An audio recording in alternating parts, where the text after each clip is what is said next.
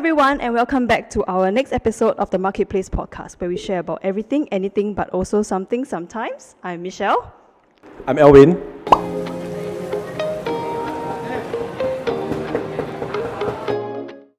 And today, I am very pleased to have with us and now our guest for our third episode of the podcast, Harresh. But before we dive in, I'm so sorry, okay? I need to have a script because your portfolio is very, very colorful.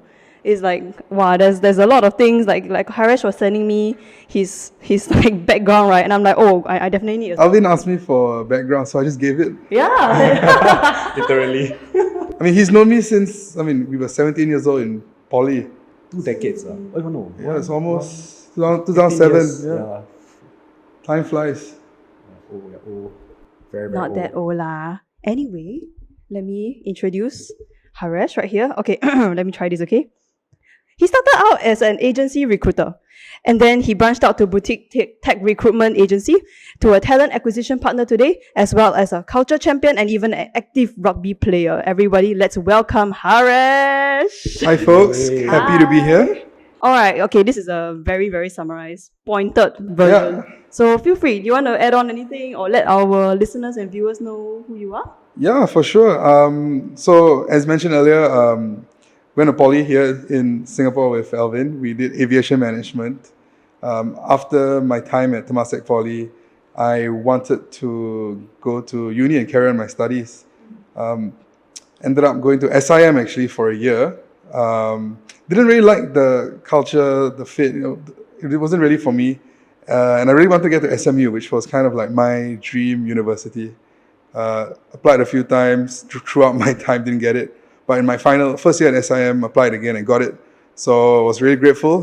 Spent a good 4 years there at SMU. After that, it was time to get into the workforce.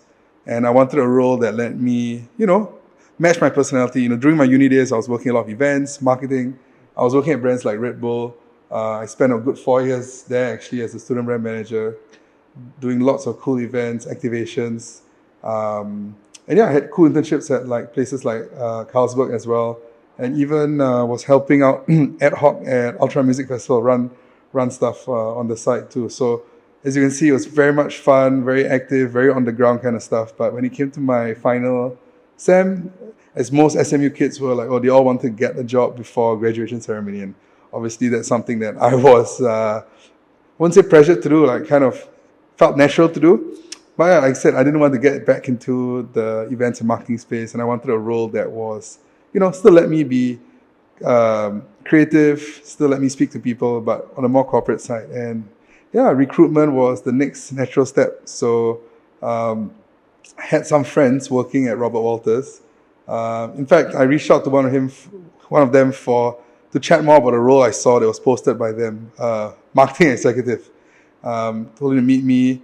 If he can share about it. And he said, yeah, let's meet at Boat Key, let's go for a drink.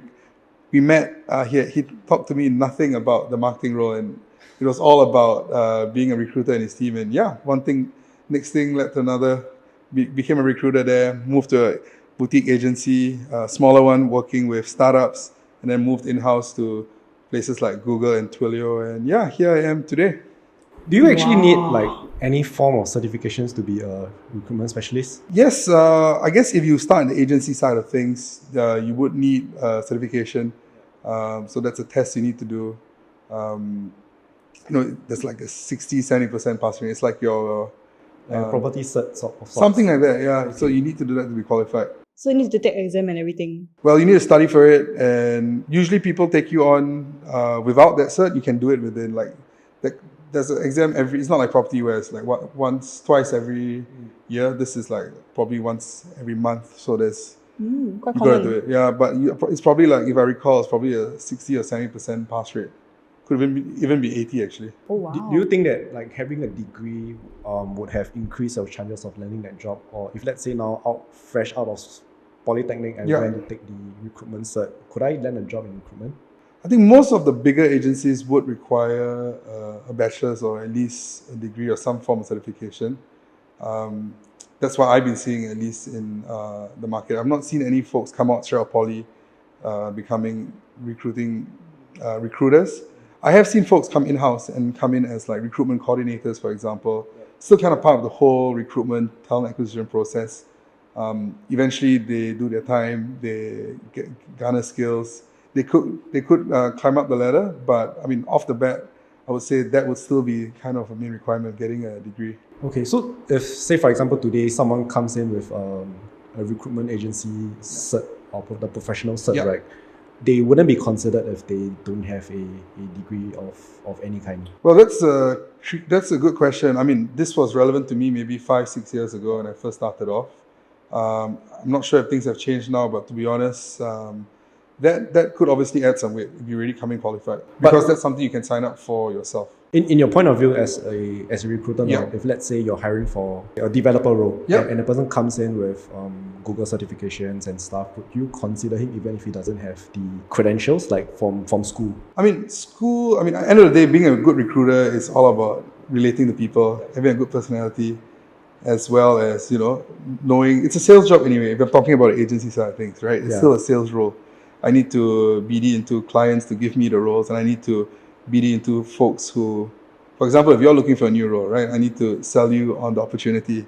I need to obviously share those good points and be as transparent as possible. So I think it's really honestly more that cert is just something from an agency side of things. It's regulated by the MOM. So you can't just do things for fun. In fact, the certification is actually very much linked to employment of foreign workers and domestic helpers as well. So the exam, funnily enough, I had to learn a lot about that. So I would say that certification is tailored to that. It's called the CEI.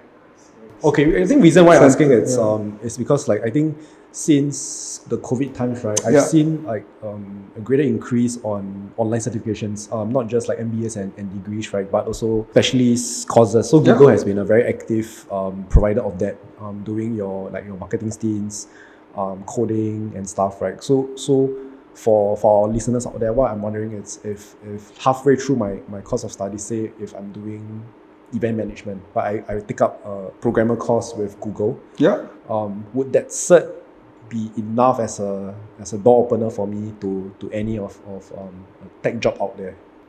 To be honest, I think the cert, having it on your CV, it won't be as impactful as what you've done with it. Like, looking at a portfolio, looking at projects or stuff you built, that definitely adds more weight. Going for the course and getting the certification, it's a badge. Even on your LinkedIn, you can put a badge there, right? But if I don't see any transferable things or tangible things that's come from that, what makes you different from someone else who's still without that badge or without the certification? I would love to see. I mean, I'm speaking from a recruiter's point of view, right? I want to see the value that you've brought or value you have with that. Okay. You've done a coding course, for example. Have you created a website, or have you created an app that makes things more efficient or something like that? If you've not, it's just, from my perspective, I would say it's just something good to have. From you, yes, you would have learned some skills, right? You would have understood how it works on the back end. But from a recruiter's point of view or a company's point of view, is what you've learned relatable or relevant to the job I'm hiring for? If it is, all good, fine and dandy. But if not, I don't really see it count for much. So more of the application side lah. It's definitely the application. I get the credentials. I show you that I can apply. That's where the call might happen. Yeah, but that being said, sometimes there are a lot of things you can learn on your own as well. I've spoken to people who've learned Python by themselves, just by watching YouTube videos, or even learning it from a friend or relative, and they built little apps by themselves. There's so many companies out there that you can create APIs and stuff as well. So like I said, it's more like what you've done with it. Okay. Oh wow. Okay. Very interesting, Xiao. We literally had a straight 15-minute chat about certification. But okay, I really wanted to know, because we're talking about certifications and qualifications academic-wise, right? When it comes to landing a job. So my first question I have is, in this day and age, right, what exactly would capture probably a talent acquisition's point of view, right, for a newly graduate person when they want to reach out to interview, or maybe apply for a job, or even what I was discussing with Alvin just now, when we're going to get the first call of acceptance, to land that interview, what is something that would they need to stand out when it comes to these kind of things? Sure. I mean, I think that's a great question. I think let's take it a step back. I think as a fresh grad, you're competing with so many folks graduating every year, right? We've all been there. Yeah. So it's really important to also figure out who you know where as well, right? Connections. Connections or referrals working in a company, right? I think, if someone puts their name up for you, good people will only refer good people, right? You're not going to put your name against someone that you think is not going to be a good fit, right? So having that kind of connections, back to your point of like getting through the door, that's one easy way to do it, right? Obviously, you're compared against the whole sea of fresh graduates. But yeah, if you were a fresh graduate, besides that, if you were a fresh graduate going through the normal job portal, I know all these big companies that have management training programs, their first layer of filtering is always your GPA. That's something you can't escape from, right? So kids study hard in school, the GPA does count for something if you want to go down that management training route. Because once you apply for it, it doesn't hit the minimum number, your profile is going to get rejected. But other than that, I think having relevant internship experience is pretty important. Never neglect the opportunity to do something relevant or unique during your summer breaks. Or maybe some people I know have taken a semester off to 6 months to do something really cool, like working at working in a bank is pretty standard, but yeah, it could have been a new branch of the organization, like sustainability, or even at a startup, right? Just getting that, going through that grind and seeing how it is. So seeing your internship experience is definitely something I would look out for.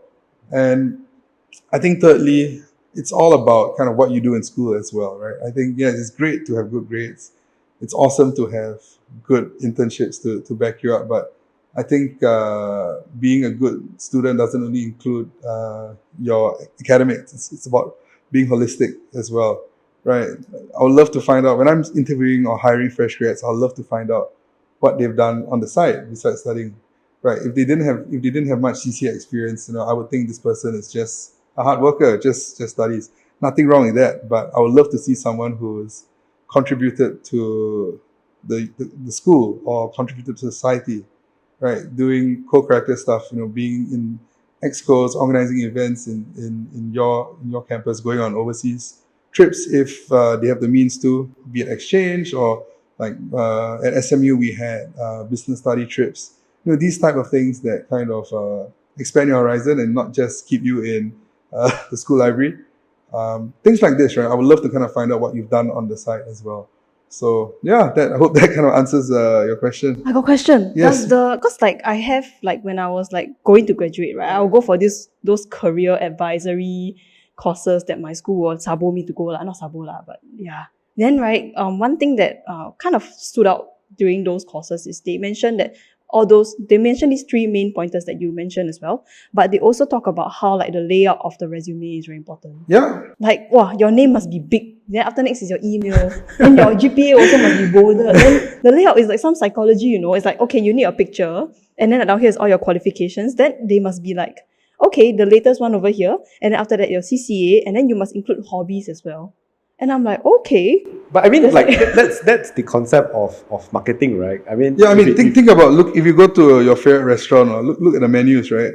How would they describe it? I won't go past the second page. I just order the first few pages, then that's... Yeah, but look at the cover pages. But usually the first few pages or what's emphasized is the promos or the deals or the stuff they know they can make the highest money revenue, on, right? Correct. I mean, this is why I guess beverage menus are always separate, right? That's the beverage menu and you're, oh, cool, I'm going to look for it instead of sieving through the rest. Yeah, there was the meme I saw because the biggest advice that everyone has gotten so far is that you need to really squeeze all your credentials in one page. Because the HR doesn't have all the time in the world to look at every single page you have on your... I mean, to be fair, a lot of people think, when I'm speaking back my days when I was at Google, so many people apply every day. Yep. There's no AI system or anything that filters you out. Us as recruiters in the TA team actually have to look through every application and reject it manually. Oh, but we do look through every profile. Oh, there isn't we use application tracking systems or ATSs. Yeah. That's how we get our applications. They come in from different sources like LinkedIn, Yep. directly from our company websites. Even places like My Careers Future is all synced up as well. Okay. So we all have to manually look through all applications. Oh, but there isn't like a filter to sieve out keywords from your resume? There is as well, but you're going to look at. I guess that's what makes a good recruiter different from a normal recruiter. If I'm looking at your job, I know you've applied for something relevant, right? And if I see, okay, maybe you might have missed the mark here, but hey, I think my other team over there you could be a good fit for the operations team instead of this particular team. So I'll shoot it over to my teammate, and that's all that can be done in the ATS, in the application tracking system. Because we have KPIs as well. I mean, that's how if we don't respond to an application, it sits there, it's going to be tracked. Some common KPIs talent acquisition folks have is response rates, right? Like if an applicant comes in, how long do we take to get back to them? Be it bring them to next stages or reject or shoot them over to another team that can review them. Oh, okay. I always thought I assume you think it's just a big black hole, right? Of in a way. So most people impression was that once you apply for a job, right, automatically there's on the back end there's going to be a system that filters out. So maybe I set some parameters to say if this person doesn't have a degree, he doesn't have keywords that says like content marketing, his resume is going to be put under the pile, and then only people that have those minimum requirements I will see first. But see, that's back to Michelle's point about what you include in your resume, right? Yeah. I think every role you apply for, your resume should be tailored to it, unless you're like fresh grad or it's a very generic type of role you're applying for. If you're applying for a paid search specialist, you want to include all your paid search kind of terms in there. If you're applying for a salesperson, right? You want to talk about your percentages, your numbers, deals done, deals closed, pipeline management. All these keywords that are probably you'll see in the JD itself. You want to kind of customize it.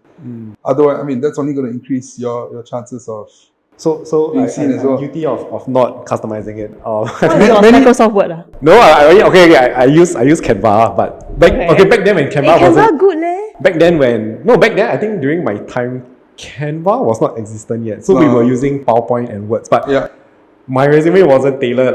My resume was just one size fit all. I sent to every single company the same old resume and cover letter. I heard that, I know that resume is like fixed, but I know cover letters, I know you have to tailor your resume and cover letters according to the company that you apply for. So this method is like, that's I mean, it depends on the role, right? Like if you're applying for a creative role, we want to see your portfolio and stuff, right? And the only way to showcase that is to add hyperlinks or actually put pictures, and that can count as like a cover letter or additional documents. Your resume should be, one page is great, but there's no hard and fast rule to have it more, 2 page or even 3 if you have obviously a relevant experience. Yeah. The older you get, the more experience you get, you can obviously shorten the experience. But if you've got numbers to show in terms of positive stuff, keep put it there. I don't think it's an issue, right? Okay. Definitely. I have another question. So, let's say now I apply to a company, right? Yeah.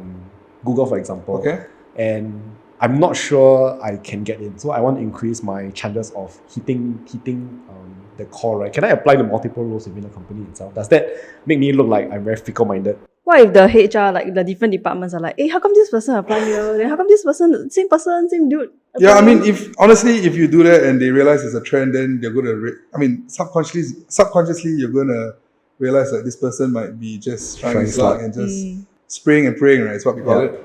But I mean, all roles, I think you only should apply if you have the specific skill sets.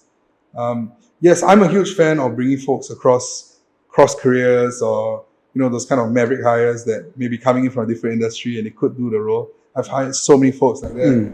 And they are honestly the most hungry folks because they actually have a point to prove. But back to your point, I mean, always, if it's a big company, established companies, high chances there's going to be the recruiters themselves would have already hunted out and reached out to people who are relevant. Yeah. So if you only should apply for a role if you have those boxes ticked, or that you have those what exactly the requirements are. So anyway, back then, when my first job out of uni, it was Airbnb. Okay. Yeah. So that what was the role?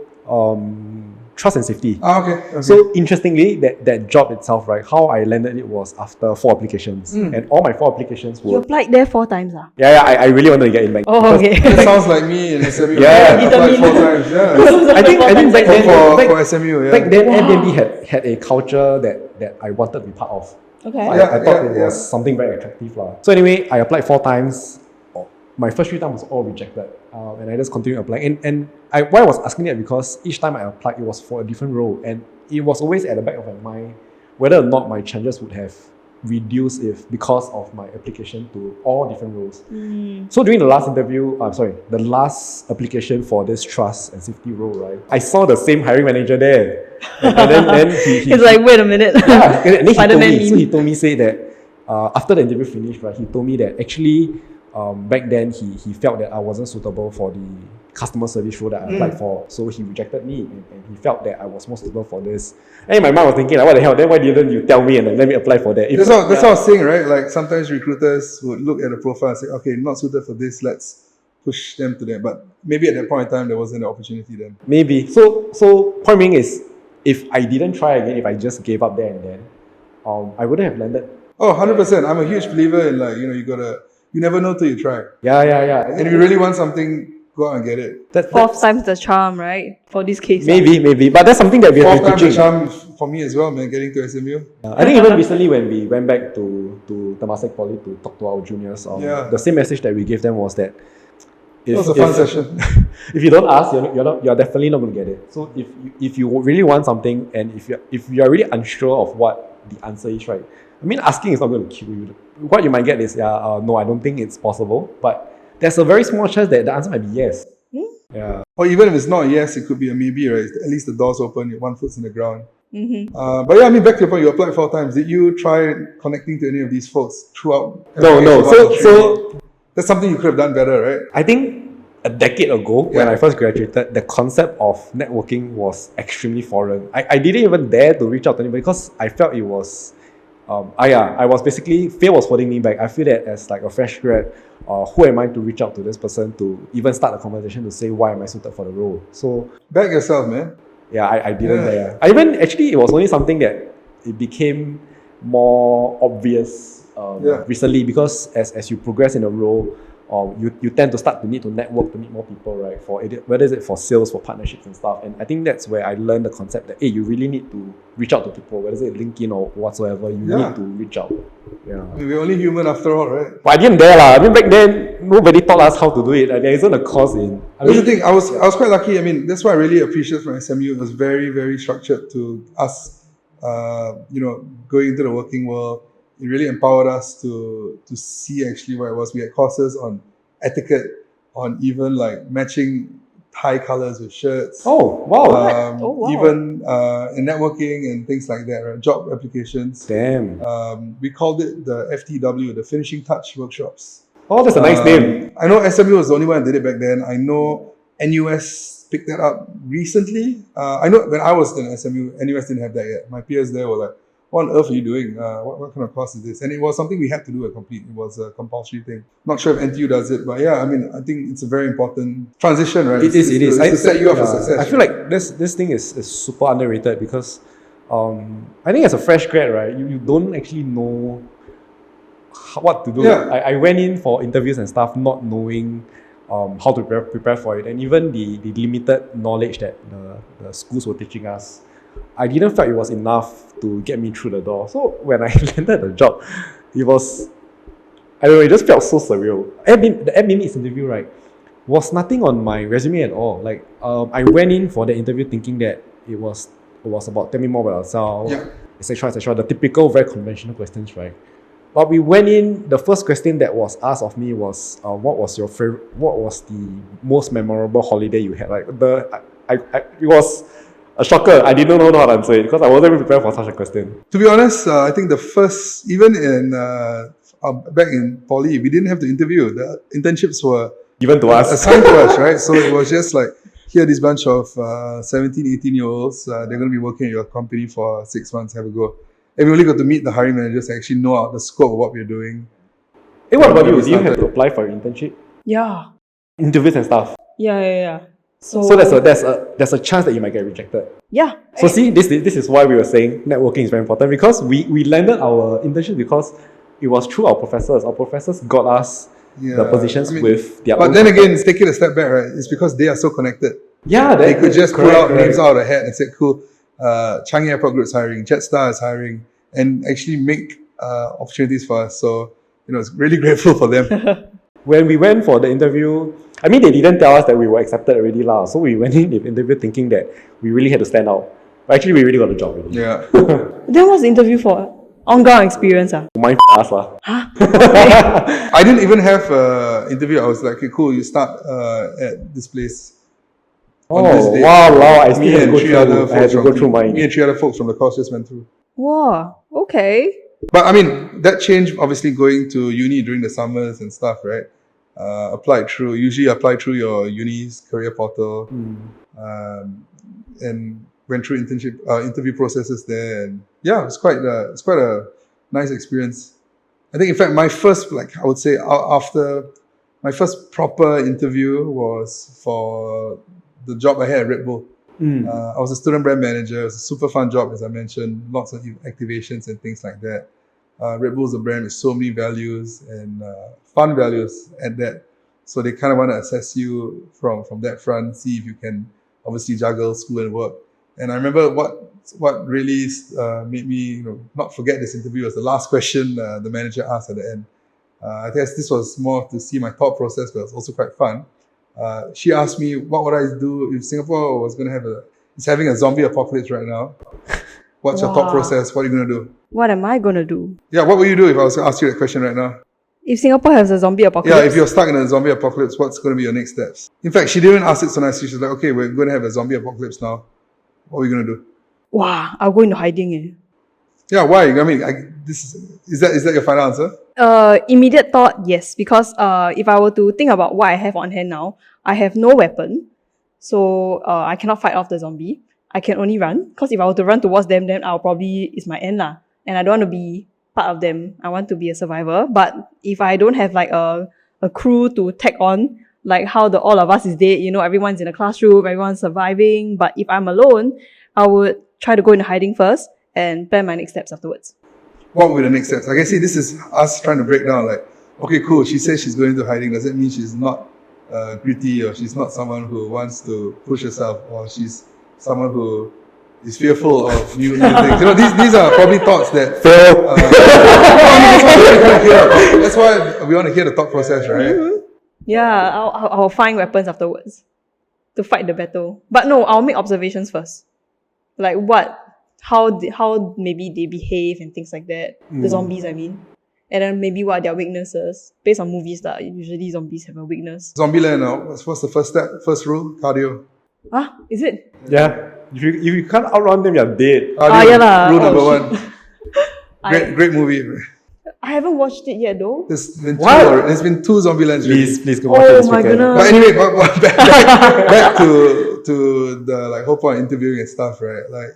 Interviewing sometimes is not all about the right answer. It's about your thought process and So true. how you do it. I mean, brain teasers are a very common part of interviews as well. It's okay to get the answer wrong, but if you can break down your structure and things like that, that obviously adds more weight. I had this question. It was a group activity. What happened back then was so we entered the room. A group of 5 of us. One of us had to go inside a room, and then in the room itself, on the table, there was actually a Lego set built out of a structure lah. Okay. So the first thing that came to mind was that this thing looked like Taj Mahal. Uh-huh. So I came out, and then that was when the instructions were given to you and saying that, okay, without using your hands, I need you to guide the other team of 5 to recreate that structure. And you have 5 minutes to go about it lah. Alright. So to give a little bit of context, right, reason why we couldn't use our hands is also because back then that role was a online role lah. So a lot of our interactions with clients or customers would be over phone calls and stuff. So there won't be an opportunity for you to show and tell. It's going to be verbal instructions. You need to give strong verbal cues. Yeah. So I was the one that was in the room. So when I came out, And then the instructions was given there, and then I was a little bit lost. So my thought process was, okay, let's first break down the Lego bricks by sizes and colors, because that would be the clearest to then use later on. Then I gave away the context on, okay, the thing that I saw was Taj Mahal. So now I already knew roughly how it looked like, and then we started building it like layer by layer. Obviously, we didn't finish it lah, but when the whole activity finished, the interviewer was asking, so what do you learn from this exercise? There were very, very typical Singaporean answers saying that, oh, it's about teamwork, communication, etc. Right? But I not trying to show off, but I felt like where Hey, back yourself, man. I made the difference was that I explained that thing. I said that because our role was mainly online, we won't actually be able to meet the person physically. We need to be able to give very clear verbal instructions in a very short time span lah. So I may not even know what happens when the person gives me a call, right? And then the call would have come in, and I need to figure out what to do really. So I felt like that was the answer, that okay, this is why I move on to the next round. And no uni in the world or no poly in the world would have taught you to answer that way, man. It's totally on the ball. Like nothing will have prepped you for that. Yeah, no, exactly. These are kind of, adaptability is a huge part of what hiring managers and companies look for in individuals, right? I think doing the job that you've applied for and you're interviewing for is one thing, but can you adapt? The market's always changing. Roles evolve. You might have to wear many hats, right? Especially if you're looking to be in a startup, or even if you're in a normal company, right? I think being proactive and lending your hand to do other things is really important, right? Adding a weight, that only looks good on you. Yeah. And if you're genuinely keen on the company, you would do it without batting an eyelid, right? So adaptability is a huge, huge factor, I would say. That's something I love looking out for in potential candidates. Your course doesn't actually determine your end goal. Do we actually need that degree? It really depends on where you apply, what kind of role and what company, right? Yeah. What are some red flags that you would pick out in a resume? If someone is very jumpy, This is job hopping, right? I have a few statistics on job hopping in Singapore. 2 out of 5 youths will plan to switch jobs in the next 6 months. find a job you love and you never have to work a day in your life again. I guess that's if someone sees the satisfaction in what they do every day, loves what they do every day, I think they can stay for long. Yeah,